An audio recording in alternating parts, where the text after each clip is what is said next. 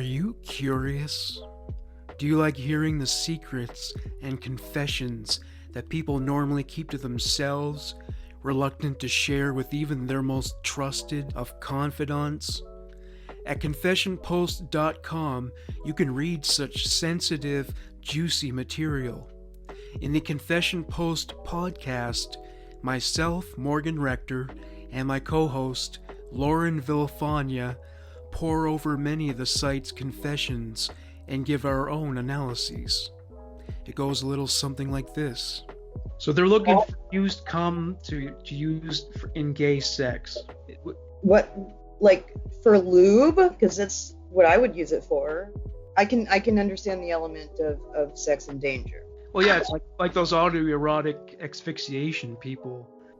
But every time I go to the gym, I'm so pissed off at fucking Karen on doing cardio, looking like she's so happy. They keep talking about this aerobic high, but I must have gotten a hold of some bad shit.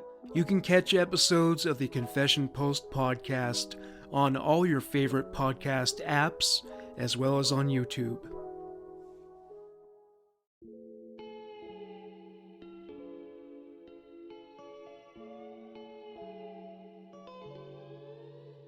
Hi guys. I have received many requests to cover certain cases for this show. I have found a way to accommodate this without playing favorites. At the first of every month, I will sift through names from my list of Patreon donors in a bowl and draw someone at random. That individual will get to choose a case for that month.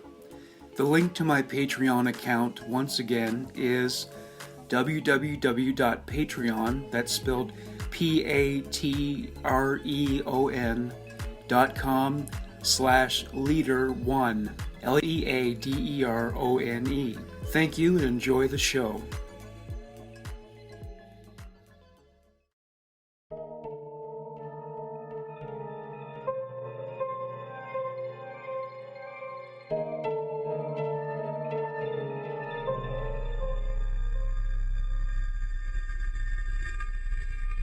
Why do you seem so scared? All I wanted to do was play with you. Please come and play with me. I'm so lonely. You're not afraid of the dark, are you? Don't be afraid. Come with me. I will show you where I play hide and seek. Do you want to play hide and seek? You hide, and I'll find you.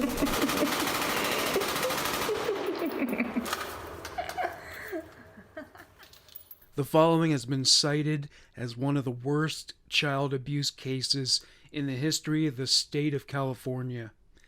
Prosecuting attorney Julie Baldwin said, "It is the worst case we've ever heard of."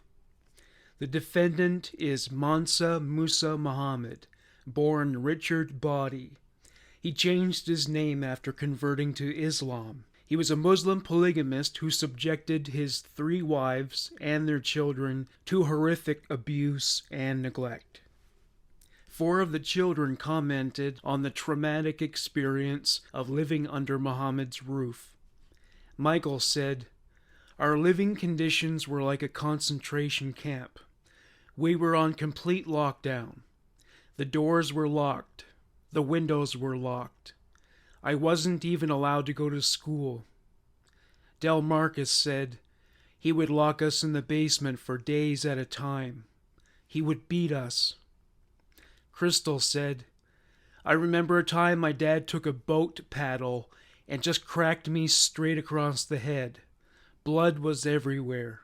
He got a needle and thread and stitched my head back up." Lakeisha said, "I was raped by my father on a daily basis for 12 years. All 3 of them were forced by Mansa to eat their own feces or vomit for acts he deemed to be transgressional. History. The following is transcribed verbatim from a document submitted to the Court of Appeals of California when Muhammad sought to have his convictions overturned. In 1973, Muhammad married Marva Barfield while living in Virginia. In 1985, they moved to Bakersfield, California, with their 12 children. Thereafter, they had 2 more children. They lived in Bakersfield for about 3 years before moving to Riverside County. Muhammad's verbal and physical abuse of Barfield and their children, which began while they lived in Virginia, progressively increased after they moved to Bakersfield and then to Riverside County. Apparently, after moving to Riverside County, he began instructing Barfield not to feed their children for certain periods of time. At first, he instructed her not to feed them for a couple of hours, and eventually he instructed her not to feed them for an entire day, or, in a couple of instances, at least a week. While Barfield and the children went hungry, Muhammad continued to eat whatever he wanted. Example, 3 meals a day and snacks. Whenever a hungry child would, quote, steal, end quote, food, he or she would be beaten or forced to eat all the stolen food until he or she vomited. In certain instances, 2 of their children, Sharon and Marlon, were forced to eat their own vomit and feces. After Barfield secretly fed the children against Muhammad's orders, he placed padlocks on the refrigerator and kitchen cabinet doors to prevent Barfield and the children from stealing food. Muhammad kept empty food containers in the front portions of the kitchen cabinets, so that it appeared there was sufficient food for everyone in the event a Child Protective Services worker or law enforcement officer visited the home. Muhammad beat his children with his hands, a boat oar, electrical extension cords, switches, example tree branches, and the buckle end of a belt. He would beat their hands and knuckles until they were in severe pain and their hands were swollen and bloody. He also would have the children lie on their stomachs with their feet in the air and then beat their feet, causing them to swell. He would then have the children stand and walk on their swollen feet. He also would have the children remove all their clothing and then beat them all over their bodies. In one instance, Muhammad kicked his son Curtis with steel-toed boots, injuring his leg and back. Muhammad refused to take Curtis to a doctor for treatment. In another instance, Muhammad struck his son Michael in the face with a tree branch, causing excessive bleeding. He denied Michael's plea for medical attention. Muhammad also ordered his children to beat each other, or ordered all of them to beat one particular child. If he did not believe the beatings by the children were sufficiently severe, he would order their intensity increased. The children subjected to the beatings suffered bloody noses, bruising, broken teeth, and black eyes. Muhammad also forced his children to stand in a corner for hours, and sometimes for an entire day and night. If they moved or fell asleep, he beat them. Because they could not move, they often urinated and defecated on themselves while standing. He also locked the children in a closet, laundry room, bedroom, or the garage for days without food. Muhammad did not allow the children to use the bathroom in the house, making them urinate and defecate in buckets or plastic bags that, when full, were emptied into the toilet. In one instance, when his daughter Sharon used the bathroom without his permission, Muhammad pulled her hair so hard that she now has a permanent bald spot on her head. Muhammad also rarely allowed the children to bathe, shower, or brush their teeth. He did not allow the children to play with other children or have friends. Apparently, none of the children attended school. In 1995, Muhammad met Laura Cowan, who had a husband and 2 children. After Laura's husband went to prison, Muhammad, Barfield, and their children moved into Laura's condominium. They all later moved to Paris, California. Muhammad convinced Laura that he should become her guardian and, after a certain period, he would marry her. He became very controlling and did not allow her to work, attend school, or manage her finances.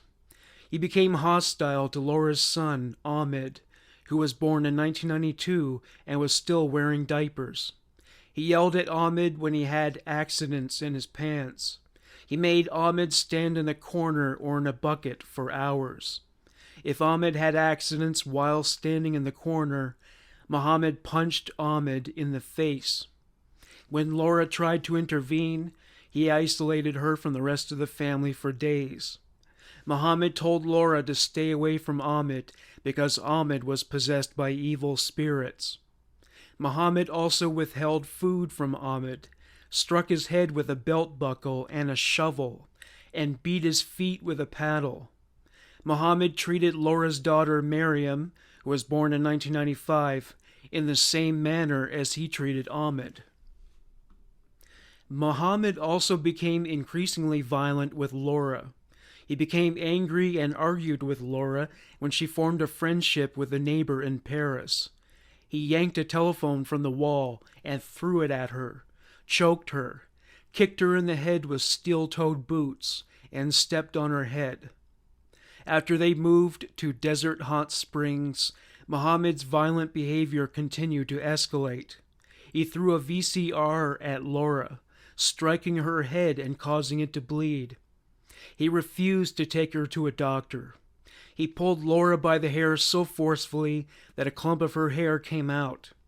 He struck her ear, causing it to bleed and ring. Muhammad again refused to take her to a doctor. In another instance, he pushed Laura onto a mattress, choked her, and stabbed her in the foot with a knife. In 1998, Muhammad married a third woman, Adrienne Easter, in a Muslim ceremony. She had a son, Abdullah, and a daughter, Jada. Muhammad soon became controlling toward Adrienne and would not take her to doctor's appointments. Abdullah, who was potty trained, began having accidents. He also lost weight and became socially withdrawn.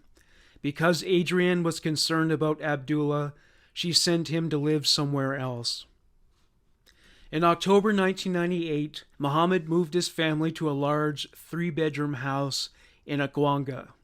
Although Muhammad had told Laura and Adrienne that they each would have their own bedroom, he partitioned the 3-car garage into a 1-car garage area and a 2-car garage area and forced the women to live with their children in the garage.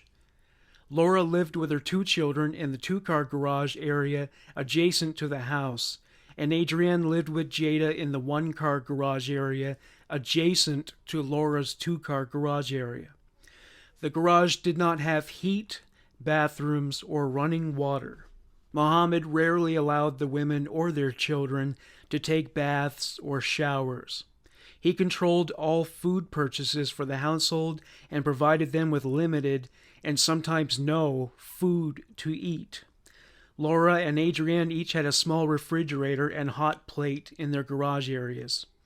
Muhammad locked the roll-up garage door and door to the house so that Laura, Adrienne, and their children could not leave the garage unless he allowed them to do so. He closely monitored the few telephone calls Laura and Adrienne were allowed to make.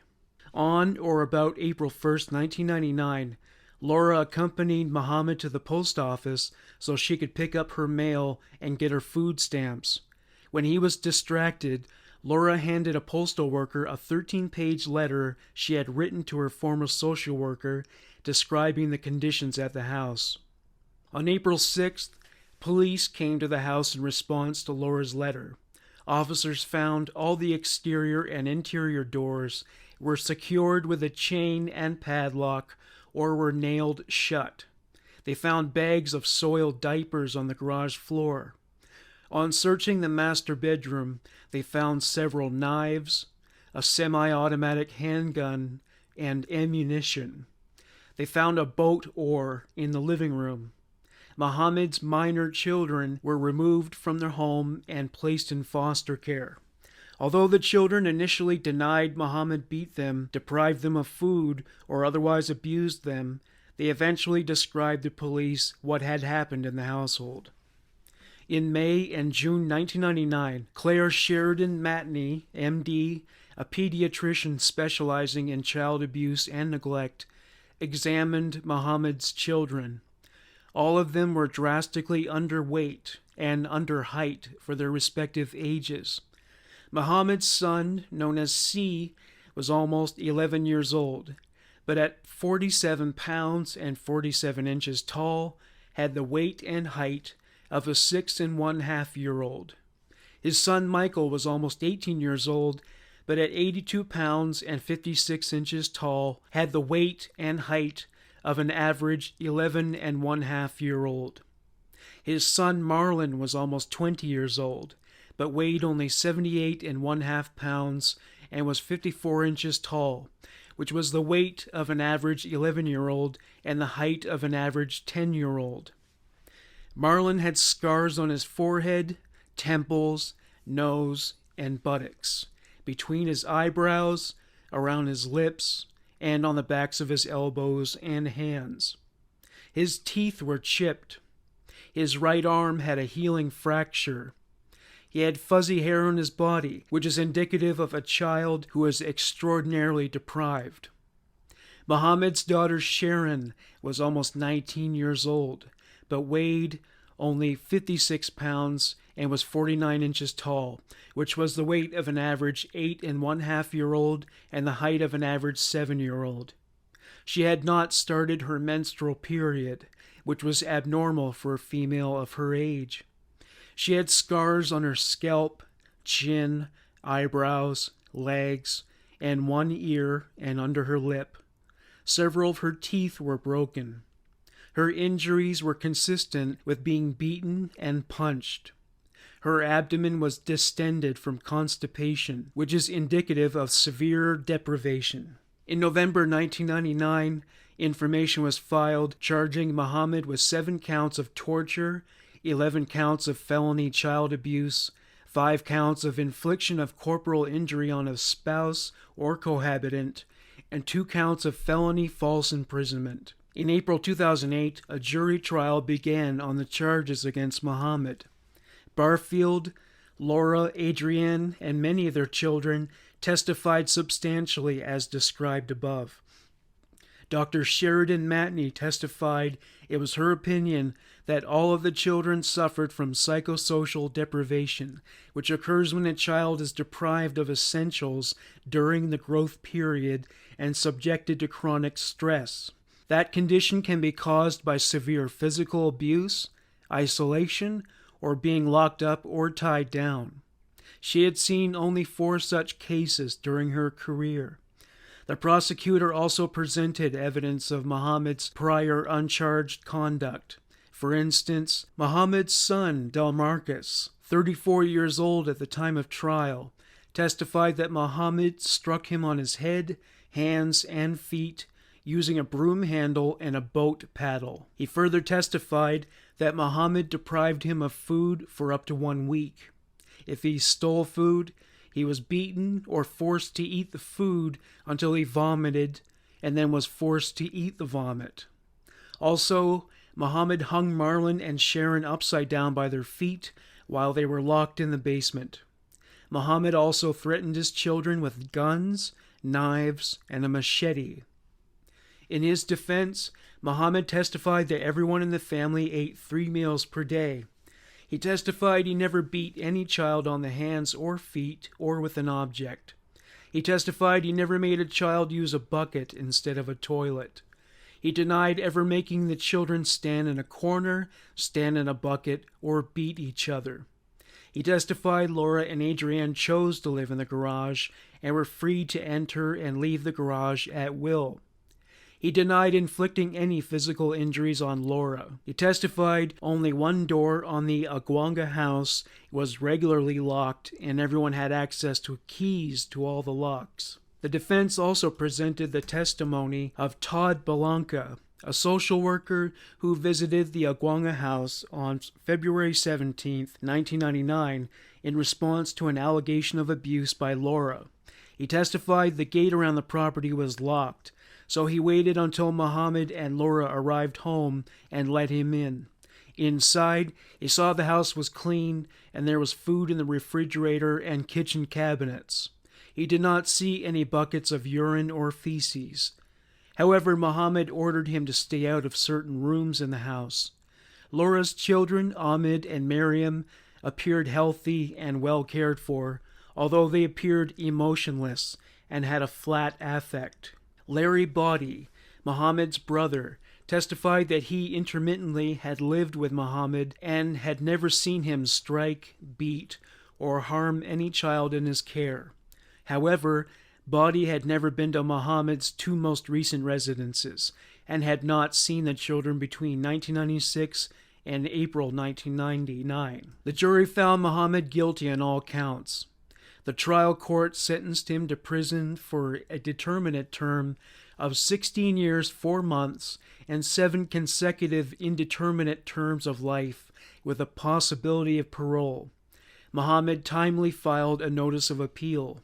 Muhammad denied the allegations of abuse during the trial.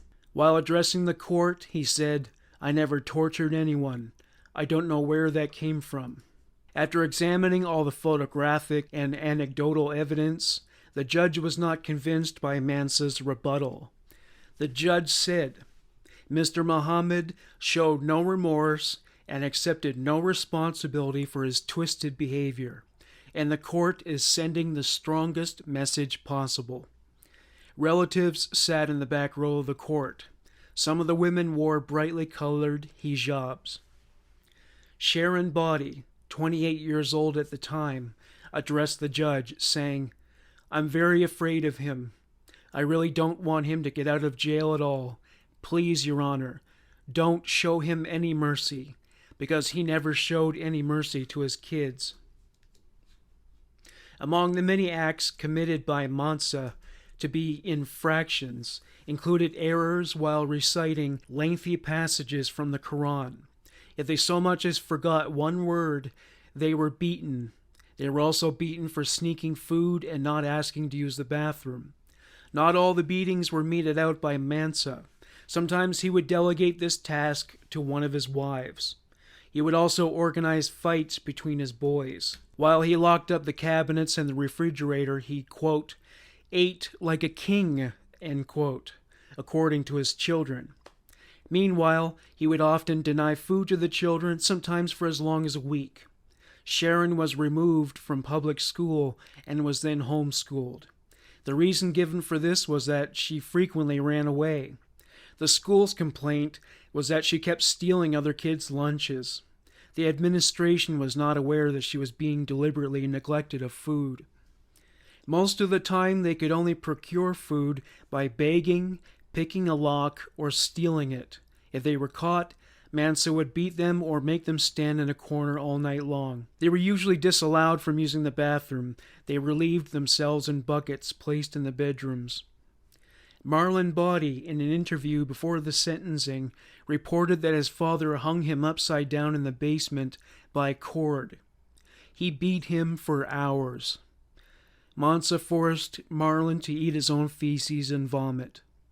Marlon was so desperate for salvation that one day he smashed a bottle against his head with the intent of inflicting a serious injury that would warrant a trip to the hospital. This was not Marlon's only serious injury. To quote Marlon, "He broke my arm once and wrapped a towel around it real tight like a cast. Imagine what it's like to see your dad split open your head, then sew it up with a needle and thread." Having been sheltered from the real world growing up, Marlon found it difficult to adjust to the outside world once he got his freedom. To quote Marlon, "It's like 20 years of my life has gone down the drain. Even now I get afraid to eat. I look around me to see if someone is watching." The family changed address frequently. They lived in Bakersfield, North Palm Springs, Desert Hot Springs, Moreno Valley, Riverside, and Aguanga. Mansa did not work. He made money by selling his food stamps and covered expenses with Social Security benefits he received for himself and the children. The children who attended elementary school were withdrawn and homeschooled. The rest of the children never attended school. To this day, many of them struggle with activities like reading, writing a check, and shopping for groceries. To quote Sharon, "When I got out, I couldn't read. I had never been to school." The wives and children were frequently locked in the garage for days at a time. There was no lighting, no heat, no air conditioning, and no toilets. They escaped this situation in 1999. One of his wives, Laura Cowan, accompanied Mansa as he ran errands one day. While his attention was drawn elsewhere, she slipped a 13-page letter that described the conditions at Mansa's house to a postal worker. The postal worker alerted the authorities to what was happening. The police raided the Muhammad home in Aguanga and arrested Mansa. Another of his wives, Marva Barfield, was charged with child endangerment and spent a year in prison. When confronted about why she didn't intercede on her children's behalf, she said in her defense, "I married him at 18 and got out at 45. I was scared of him. I want to apologize to my kids for not doing more, but I was truly afraid of him." The one member of the family who advocated for Mansa was his daughter Felicia. She asked the judge to show mercy. To quote Felicia, "If he didn't have emotional problems, would he have done this? I want the hate to end and the healing to begin." When Mansa had his opportunity to speak on his behalf, all but 2 of his relatives left the room. He was defiant, insisting that he was innocent. He said his children were pressured and coached into saying they were abused. To quote Mansa, "I made mistakes, but they know how I looked after them their whole lives. I tried to keep them together. My family never suffered the way they say they did." The judge denied a motion by Mansa's defense to sentence him to 1 life term so that he could make parole. The judge sentenced him to a life sentence for all 7 counts of torture to be served consecutively. In other words, from the day of sentencing, he would not be eligible for parole for 65 years. He will leave prison in a body bag. He was 55 years old at the time of the sentencing. Marta Butterfield was one of the jurors. She was deeply affected by the case and made a point of attending the sentencing. To quote Butterfield, "I think he is such a monster, and I wanted to see him get everything he deserved." Sharon Body described one abuse scenario during trial that occurred as a consequence of sneaking into the bathroom without Mansa's permission. He grabbed her hair with so much force that he pulled out a large clump of it from the roots. She was left with a bald spot where the hair has never grown back. Sharon was asked by Julie Baldwin if she ever witnessed Mansa in possession of weapons. She said he would brandish a handgun, sometimes just inches from her face, and he would say, "I can kill all of y'all, and nobody would ever know." She said she also saw him wielding a machete. Speaking about this, she said, "Once he tried to chop my arm off." Mansa snickered audibly after she said this, in court. The way she described this incident was one of her sisters held her head down, another held one arm, and her father the other arm. It was at that point when he threatened to cut her arm off. Baldwin asked her about Mansa's motive. Sharon said, "Because my stomach hurt and I wouldn't eat my food." She was asked why she didn't tell deputies what was happening in their home when his father was arrested over 9 years before the trial. Sharon said, "I didn't think my daddy was really going to jail." When Baldwin probed for more details, Sharon said, "Because he always got away with it." She only gave more added details once she was sure she was safe. To quote Sharon, "I finally realized he was really going to be in jail, and I was finally going to have a life." Since her release from Mansa's house, she underwent training at an organization called Job Corps, which taught her marketable skills. When asked if she was working at the time of the trial, Sharon smiled proudly and said, "Yes, I am." She got her first job at the age of 23. Mansa's attorney attacked Sharon's credibility, alleging that her descriptions of the abuse did not hold up under scrutiny. A social worker who inspected the Muhammad house took the stand. He reported that aside from being forbidden by Mansa to look at certain rooms, everything appeared to be on the up and up. Mansa told him they kept some doors locked because one of his sons was mentally unstable and might run away. The police who raided the home reported that there were numerous bags filled with human waste. Speaking of waste, Marva Barfield disclosed during the trial that his wives were also disallowed from using the toilets. When a child was forced to eat their vomit, it was because they snuck food. They would be forced to eat the food until it was more than their stomach could process, and they would regurgitate it. Mansa would then make them eat the vomit. Mansa told legal authorities that his Muslim religion allowed him to be a polygamist. Marva Barfield, his first wife and mother of 14 of his children, testified that she beat some of her children with a boat paddle at his behest. She feared he would kill her if she didn't. He beat and threatened to kill her regularly throughout their 26 years of marriage. She received a lenient sentence for child endangerment as part of a plea bargain that required her to testify against Mansa. His wife, Laura Cowan, said he controlled the banking and finances. She and other members of that family collected social assistance. Sharon Body said that social workers had visited the home before and food packages were placed in cupboards before their arrival. The children were instructed to lie about the quality of care they were receiving. To quote Sharon, "I told them everything was okay because my dad had coached us what to say. I'd say my dad treated us really good, that he was the best parent in the world." Along with her siblings, she indicated that they were rarely allowed to bathe, brush their teeth, and wash their clothing. Occasionally they were taken into the yard and would be hosed down. As for physical abuse, during the trial Muhammad alleged that Laura beat her son for wetting his bed. Muhammad denied ever physically harming him. His attorney, Peter Moriel, showed the jury 3 photographs of the boy. He was dressed in a blue shirt that appeared to have been stained with blood. There was a large bruise on the right side of his head.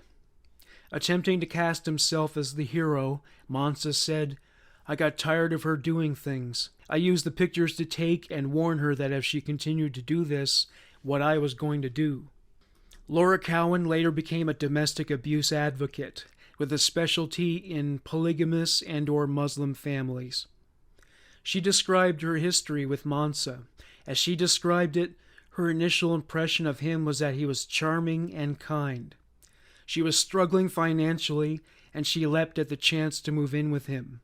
Soon after she got settled, a change came over him. He was strict, especially with respect to religious protocols. He homeschooled his children to shield them from secular influences.